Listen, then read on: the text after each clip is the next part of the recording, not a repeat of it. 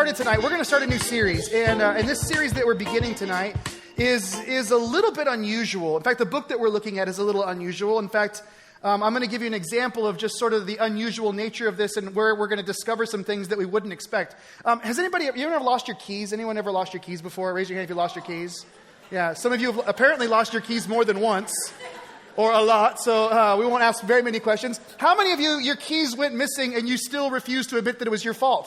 Anyone like that? Anyone sitting next to somebody who will always refuse that it's their fault? Don't raise your hand because then it's obvious. But there's like two categories in the world. There's the people that lose their keys. Then there's the people that lose their keys but say, it's not my fault. Somebody moved them, right?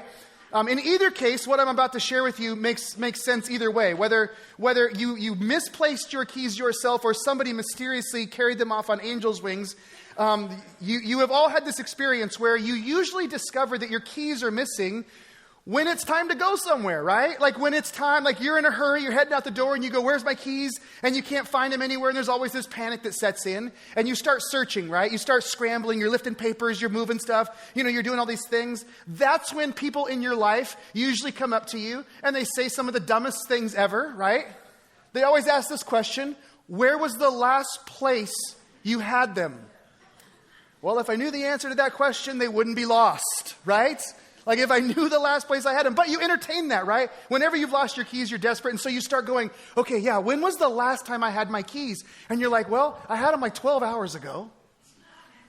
And everything's blank after that, right? But you remember having your keys, right? You remember this moment. And then finally, when you find your keys, whether it's like an hour later or like a year later, whatever it might be, you find your keys and we say the dumbest things. We say, how did they get there?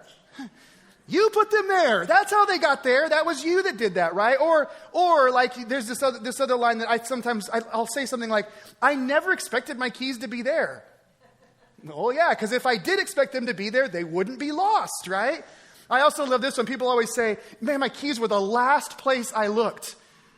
No, they were the last place you looked because you don't keep looking once you find them, right? They will always be in the last place that you looked, right? There's never like, well, I found them and then I just kept looking for them in places they weren't. That doesn't happen, right? So there's this thing, we lose our keys, right? And then when you find them, they're never where you expected them to be. Now, let me just translate this for a moment to something else. We experience joy. In our life at some point, most of us in this room, we're going to have a moment where we experience pure, unadulterated joy.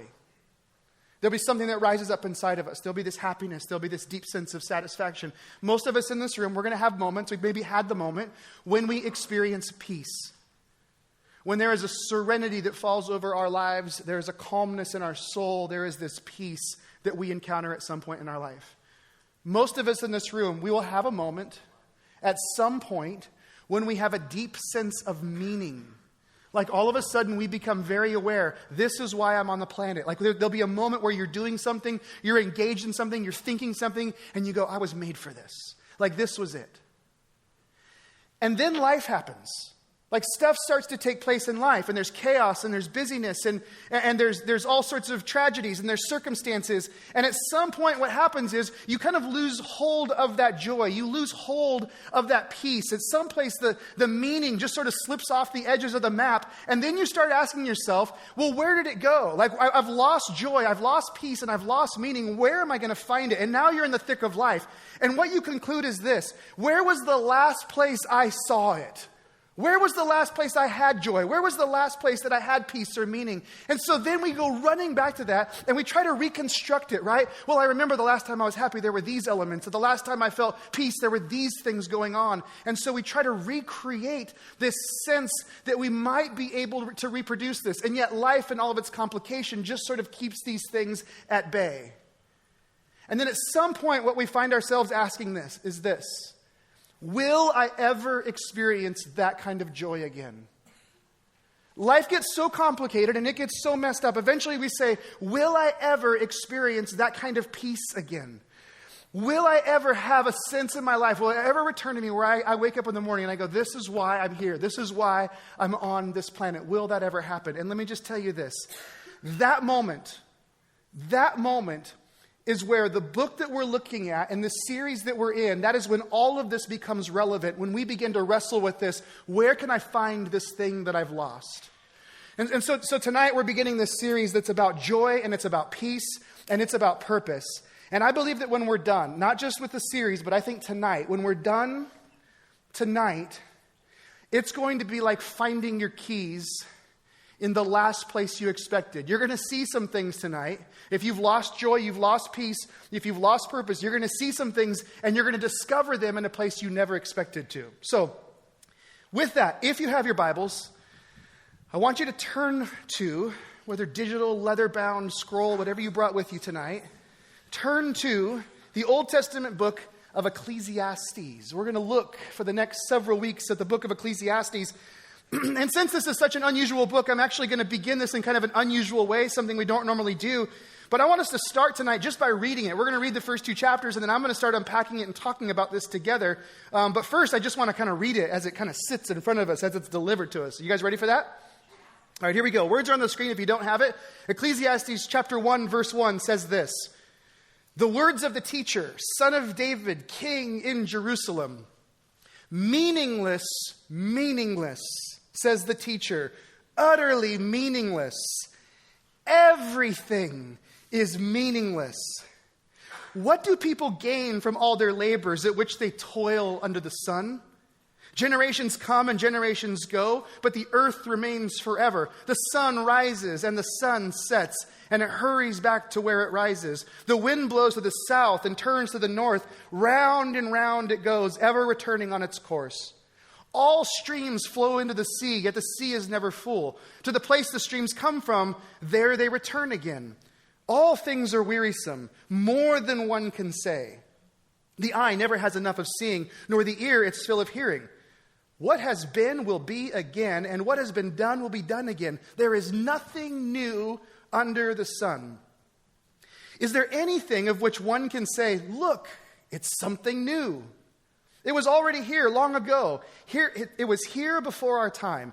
No one remembers the former generations, and even those yet to come will not be remembered by those who follow them. I, the teacher, was king over Israel in Jerusalem, and I applied my mind to study and to explore by wisdom all that is done under the heavens. What a heavy burden God has laid on mankind. I've seen all the things that are done under the sun. All of them are meaningless, a chasing after the wind. What is crooked can't be straightened. What is lacking cannot be counted. I said to myself, look, I've increased in wisdom more than anyone who has ruled over Jerusalem before me. I've experienced much of wisdom and knowledge. Then I applied myself to the understanding of wisdom and also madness and folly. But I learned that this too is a chasing after the wind. For with much wisdom comes much sorrow. The more knowledge, the more grief. Chapter 2. I said to myself, come now, I will test you with pleasure to find out what is good. But that also proved to be meaningless. Laughter, I said, is madness. And what does pleasure accomplish? I tried cheering myself with wine and embracing folly. My mind's still guiding me with wisdom. There's like a caveat there, right? I wanted to see what was good for people to do under the heavens during the few days of their lives. I undertook great projects. I built houses for myself and planted vineyards. I made gardens and parks and planted all kinds of fruit trees. I went to Home Depot every single weekend. I made reservoirs to water groves of flourishing trees. I bought male and female slaves and had other slaves who were born in my house. I also owned more herds and flocks than anyone in Jerusalem. I had a Lamborghini, a Ferrari. I amassed silver and gold for myself, and the treasure of kings and provinces. My 401k was unparalleled. I acquired male and female singers and a harem as well, the delights of a man's heart. I became greater by far than anyone in Jerusalem before me. In all this, my wisdom stayed with me. I denied myself nothing my eyes desired. I refused my heart no pleasure. My heart took delight in all my labor, and this was the reward for all my toil. Yet when I surveyed all that my hands had done and what I had toiled to achieve, everything was meaningless, a chasing after the wind. Nothing was gained under the sun. So then I turned my thoughts to consider wisdom and also madness and folly. What more can the king's successor do than what has already been done? I saw that wisdom is better than folly, just as light is better than darkness. The wise have eyes in their heads while the fool walks in darkness. But I came to realize that the same fate overtakes them both. Then I said to myself, the fate of the fool will overtake me also. What then do I gain by being wise? And I said to myself, this too is meaningless. For the wise, like the fool, will not be long remembered. The days have already come when both have been forgotten. Like the fool, the wise too must die. So I hated life, because the work that is done under the sun was grievous to me. All of it is meaningless, a chasing after the wind. I hated all the things I had toiled for under the sun, because I must leave them to the one that comes after me. And who knows whether that person will be wise or foolish. Yet they will have control over all the fruit of my toil, into which I have poured my effort and skill under the sun. This too is meaningless. So my heart began to despair over all my toilsome labor under the sun. For a person may labor with wisdom and knowledge and skill, and then they leave all they own to another who has not toiled for it. This too is meaningless and a great misfortune. What do people get for all the toil and anxious striving with which they labor under the sun? All their day's work is grief and pain. Even at night their minds do not rest. This too is meaningless. And we come to verse 24. A person can do nothing better than to eat and drink and find satisfaction in their own toil.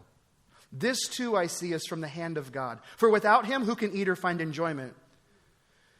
To the person who pleases him, God gives wisdom, knowledge, and happiness. But to the sinner, he gives the task of gathering and storing up wealth to hand it over to the one who pleases God. This too, by the way, in case you didn't catch it, is meaningless, a chasing after the wind. Now, I know what you're thinking, right? This is so encouraging. Isn't this? Like, you just read this and there's this encouragement that rises up. And maybe you're asking yourself, what kind of book is this, right? And I mean, some of you, maybe this is the first time you've ever heard this and you're like, is that really in the Bible? Yes, it's really in the Bible. This is there. And the second question you're asking is, why in the world would you choose for us to do this as a series on Sundays? Why would we walk through this? And that's a really good question. I've kind of wrestled with this myself.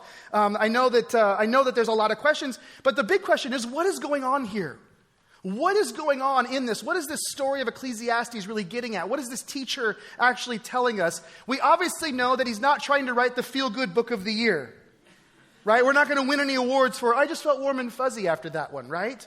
In fact, I got so excited about teaching Ecclesiastes. I've been wanting to do it for a long time. Earlier this year, I was like, you know what? I'm going to do it this year. This is the year. I'm going to dive into this. And then it hit me. I realized, I was like, I cannot teach this during winter in Spokane. Right? I mean, we're all so depressed already. If you read Ecclesiastes, you'd be like, okay, no one's coming back to church. Like, no one's ever coming back, right? And so, like, this last week, I was on a hike on the bluff. I was running, and there was, like, flowers, and the sun was out. And I was like, okay, I think people are just generally happy enough right now. We can dive into the most melancholy book ever written, right? The saddest thing that's ever been penned, right?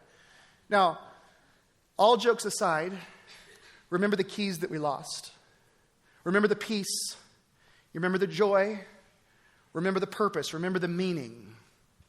Let me just tell you that somewhere in the middle of all of this melancholy, there is a different kind of wisdom, there's a different view of life that's about to be delivered to us. And this different kind of wisdom, this different thing that the teacher, the master is showing us, will lead us to the exact place that we are all looking for, this place of joy and peace and purposefulness.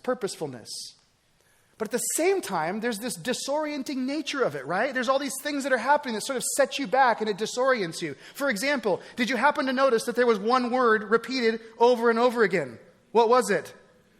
Meaningless, right? Meaningless. Like whenever the teacher comes up for air, he reminds us, meaningless, right? Everything is meaningless over and over and over again. Yo, you thought this was good? No, this too is meaningless. Here's what's interesting about this word meaningless that's translated meaninglessness in our culture. In the Hebrew language, the word is the word havel. Say that one with me. Say havel.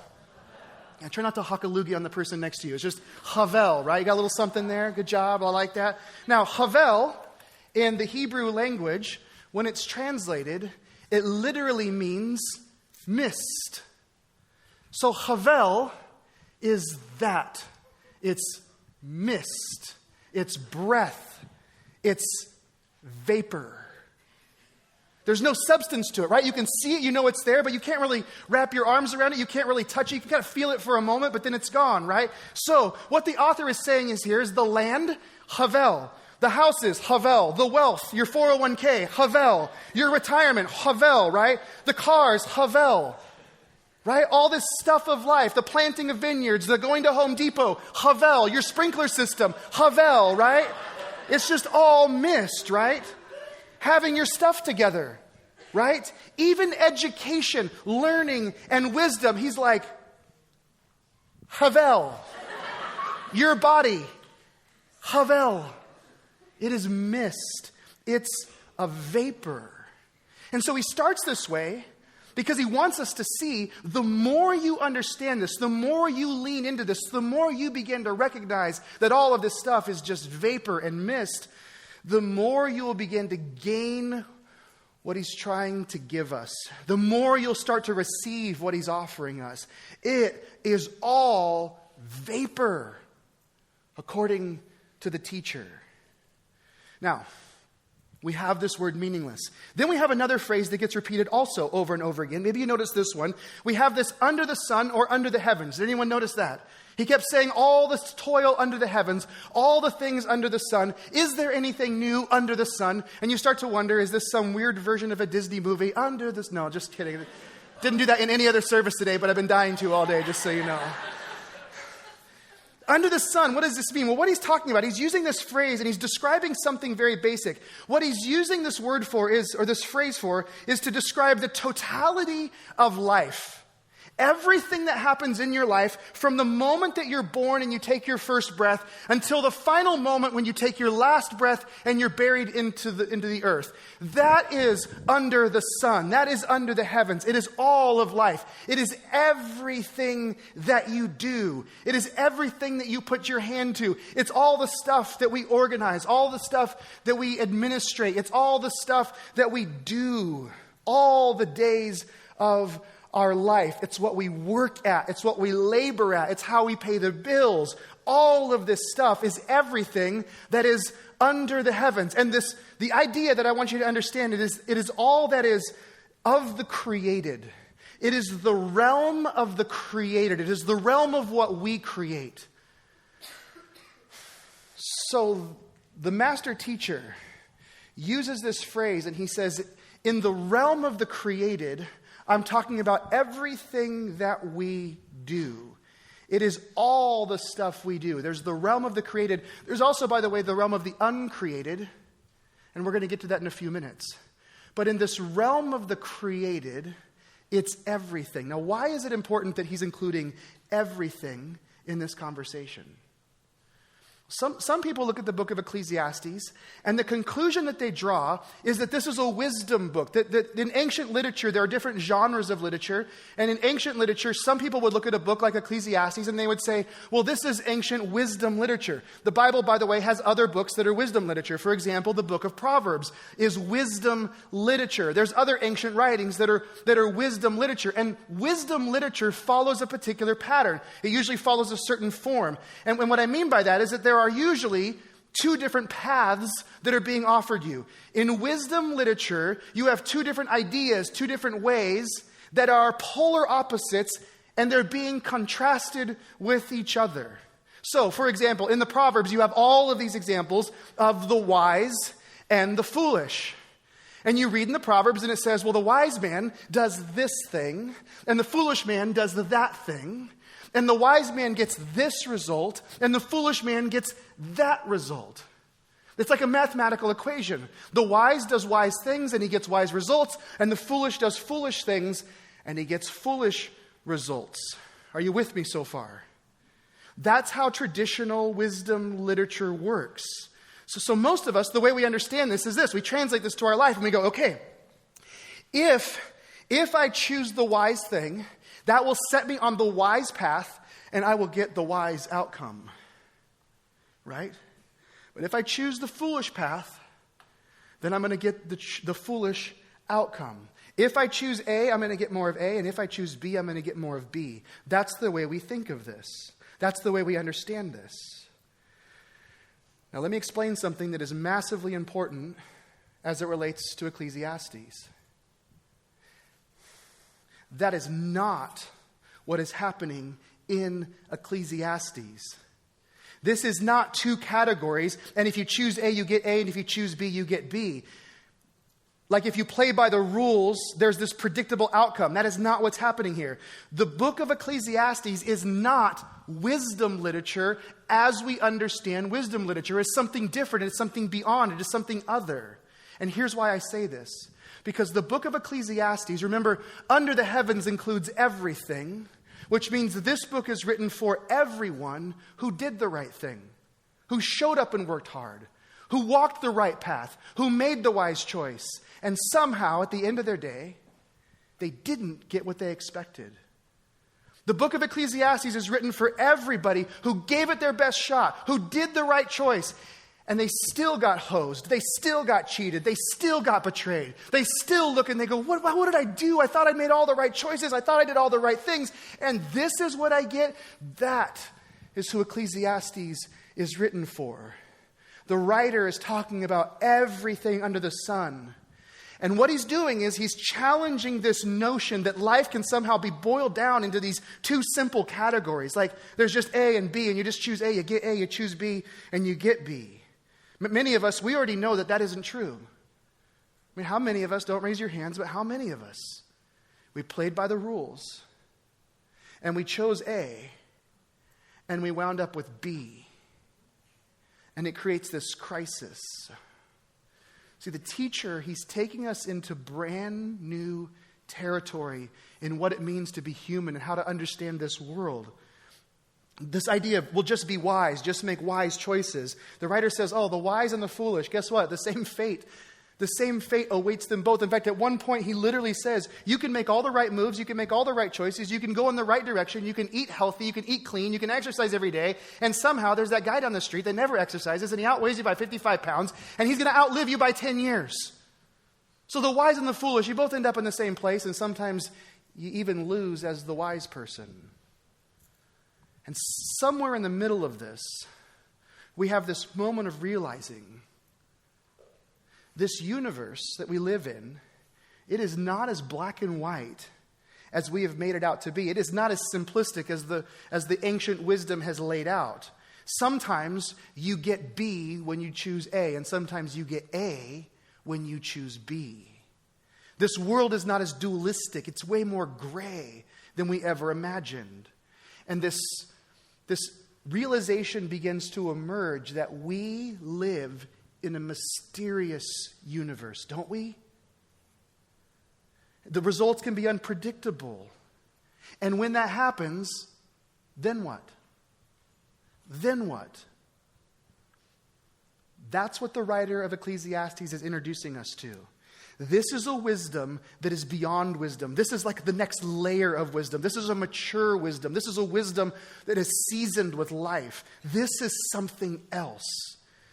This is why at the outset, we sort of have to retune our frequency to this and kind of become aware that he's challenging us. For a lot of us, you hear these things and there's this deep sense of like dissonance, right? Like we already know that sometimes A ends up with B and B ends up with A, but we don't want to admit that, right? So it creates this thing because we want to be in control. And the teacher is almost intentionally creating this discomfort inside of us because he's trying to get us to think differently, to see differently, to look beyond what's right in front of us. And so he creates this disruption so that we can learn something we haven't learned. By the way, if all the teacher ever does is tell us what we already know or reaffirm truths that we already believe in, do we really need the teacher? We don't, do we? And so the teacher's saying, listen, I've got to disrupt you to show you what you don't already know. So this place, this time, this world that we live in, it is mysterious. So what do you do? You'll notice another phrase in the text. There's this point in chapter 2, verse 11, where he says, yet when I surveyed, like he says, listen, I studied and I built and I had this and I had that and I had it all. Yet when I surveyed all that I had done, when I looked at everything, he talks about surveying his life. In this moment, the teacher is facing, with brutal honesty, he's facing all that he had done. There's like this ruthless self-examination that's taking place in this moment. And what you have here, if you want to just use this phrase, what you have him expressing is what I call the existential hangover. This is the day after. This is the morning after, right? This is the day after the big event. Some of you know what I'm talking about. This is the day after the big payout. This is the day after you signed the papers on the house. This is the day after you met the one. This is the day after you landed that job. This is the day after you got that car. You got the award. You won the championship, the big game, whatever it is. It's the day after. That moment when you suddenly realize, I was striving for this for so long, and now what? It's this existential hangover. The teacher is saying, I'm here to tell you, I did it, I bought it, I built it, I shaped it, all of it. And I'm here to tell you about the morning after you do it all. After you get everything you ever wanted. How many of us have ever gotten the thing we always wanted? And like right in the middle of that moment, you started to get a twinge of, this might not do what I thought it would do. And you sort of say to yourself, this is it? I remember I was a freshman in college. I was a swimmer in college. I was a freshman in college, and I remember this one day the rankings were coming out for our conference. And I was headed to practice to the aquatic center. And I knew that my coach was going to post the most recent rankings for all the events. And I went into the aquatic center. I remember looking at the sheet of paper, and I saw my name. And I climbed, in my freshman year, I was the number one swimmer in the conference for my event. And I remember this moment of kind of like realizing, like, wow, like I kind of wanted this goal. Like I'd been a state champion in Arizona, and I'd gone to nationals, and I'd done those things, but this was like the next thing. And I was like, this is it, like this, I got, this is this thing.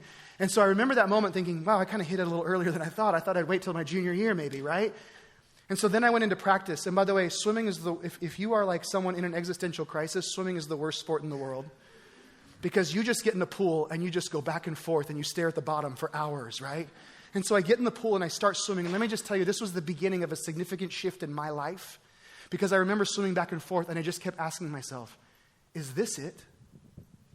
Is this all that it's going to be? Is my life going to be just a series of posts of paper on a wall and seeing my name at the top and having a 30-second moment of joy and then going back at it and saying, okay, what's next? Is this it? Is this all that there is? And if so, well, then what? Then what? How many of us have had this feeling? There's like this moment of academic achievement, or there's that job, or the car, or there's the relationship, or whatever it is. And you're like, this is going to be it. And then you get there and it's like, well, then what? Then what? When you have it, when you get it, when you nail it, then what? That's what you're finding with this teacher. He's saying, I had it all. Everything that could be achieved under the sun, I achieved it. Anything that could be owned under the heavens, I owned it. And then he tips his hat. Verse 24, he says, this too I see is from the hand of God. Eat, drink, and be satisfied with your toil. This is from the hand of God. At this moment, he's tipping his hat to where he's going to be headed in the pages that follow.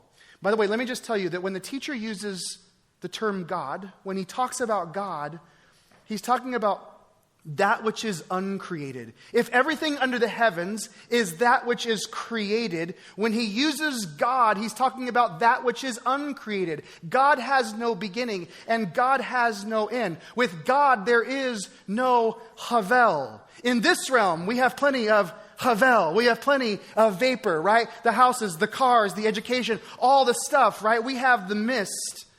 There's the created.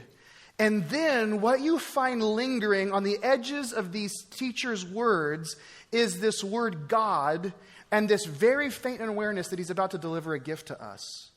There is that which is uncreated. And what he's alluding to is this, that the uncreated enters into, invades, and extends itself into the created. That somehow in the middle of this, the uncreated enters in and is a part of this. There is that which is uncreated that is somehow in the midst of the created. And so in the first few chapters, it sort of lingers around the edges. There's something else going on. This thing is going someplace. There's something more to this. And here's what I think he's getting at. I think this is what he's trying to point out and help us understand. I want to show you a series of images. First one here. Second one. Just take that in for a second. Third one. Fourth one.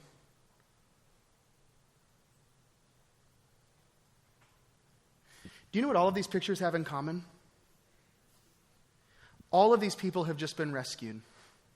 I went and found pictures of people who have all been rescued from something where they thought life was over.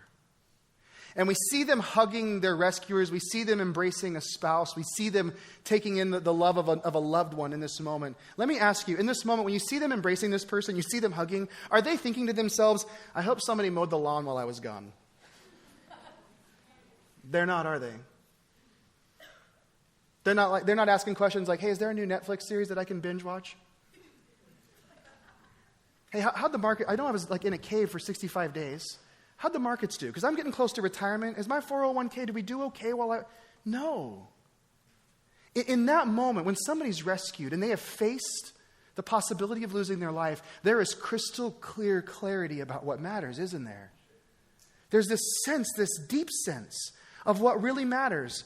And in this moment, these people are sitting here and they're understanding that life is a gift from God that is to be appreciated and enjoyed. Life is precious, right? They're just sitting there, like the moment that I'm in, just the fact that I'm breathing, the fact that I'm here, there is clarity about what matters. Life is precious. They're not trying to figure all this other random stuff out. They're not trying to organize their bank accounts. They're not doing this stuff. They are there in the moment.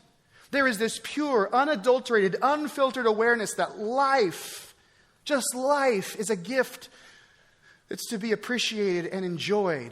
And there isn't anything else that matters.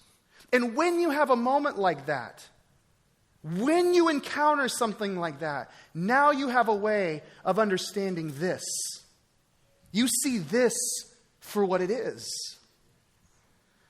Unfortunately, my experience is this. My experience is that most people spend most of their time in what we call vapor management. Right? Most people spend most of their time in vapor. They're doing vapor management. And most people, they even come to religion and they want someone somewhere with some sort of authority to fix their vapor, right? Fix my vapor. I want a better job. I want a better car. I want a better marriage. I want a better place to live, you know? And so they're kind of assuming, right? They're assuming like, if I could just get all the vapor managed properly, like if you could just organize the vapor, if we could wrap our arms around the vapor, if I could just get this, then somehow I would be transmitted from this place to another place where I would experience joy and peace and meaning. Let me just tell you this. What Jesus came to give you and invite you into and to show you and reveal to you and make you aware of is that which you already have. See, Jesus understood that if you can just see what you have, you won't waste your days looking for it in places you'll never find it. By the way, if you get this backwards, life is miserable. Life is havel. It is meaningless. My experience is that most people, they encounter this in one of two ways. Either they crash, like things don't work out. They get B when they chose A. They lose someone that they love and suddenly there's clarity. They battle something horrible. They live through, or they're a cancer survivor, something like that. And it almost takes losing life to realize the life that's right in front of you. That's the first way people encounter this. The second way is you come to it because you got everything. Like you got the win and you got the house and you nailed the interview. You know what I'm talking about, right? You just did all the stuff. And then they realize all I really got was vapor. I don't have anything of substance to hold on to.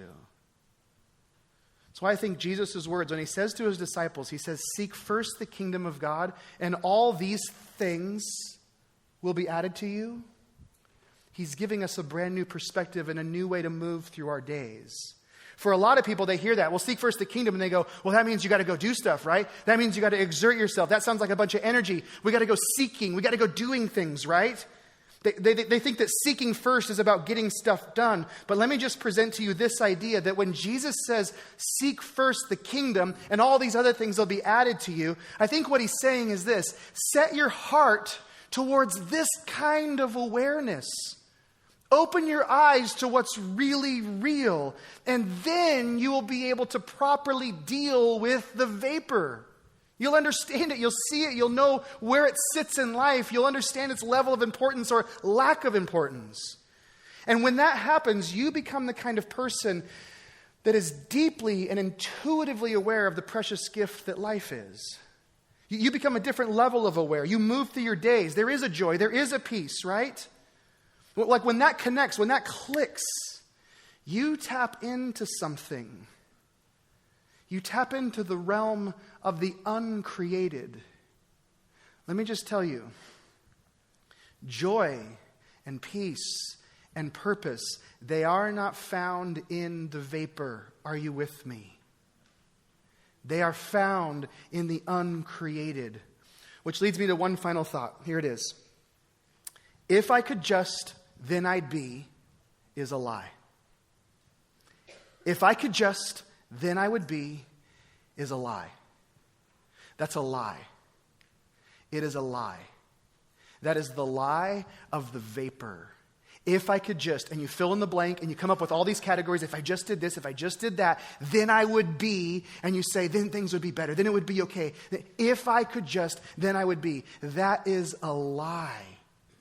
We build and we achieve and we strive. And by the way, that's not just out there in our work lives. It's not just in our neighborhoods or in our education. We even do it religiously. We even say, well, if I just did these things, if I could just get this together, if I could just get my stuff inside this box, then I would be this kind of person. And all along, what Jesus has been telling us is, no, stop. Listen. It's right here around you. I mean, one of the things Jesus seems to say more than anything else is that the kingdom of heaven is upon you. It is in you. It is near you. It is around you. It is at hand. It is available. It is now. So this idea that if I could just, then I'd be, that is a lie. Which means the problem you're facing, that money thing that's stressing you out, or that health thing that's got you up against the walls, or the relationship that's got you against the ropes, or whatever that is, that future thing that's on the horizon, whatever that is, the desire you have to get everything figured out and make sure you've got all your ducks in a row, whatever it is, it's all vapor.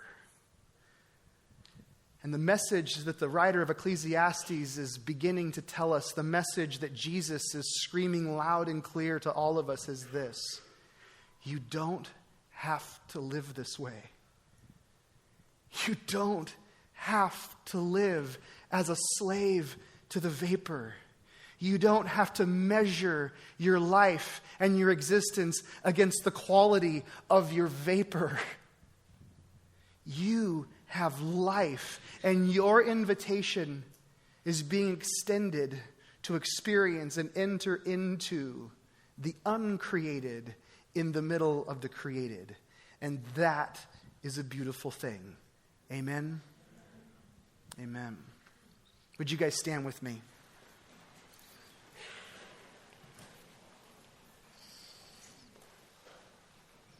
I just want to confess tonight that all day I just wanted to roll this thing the other way and just gun everybody. And I was like, tonight at the evening service I'll do it, but I'm not going to. There's a little boy inside of me, but he's going to stay there.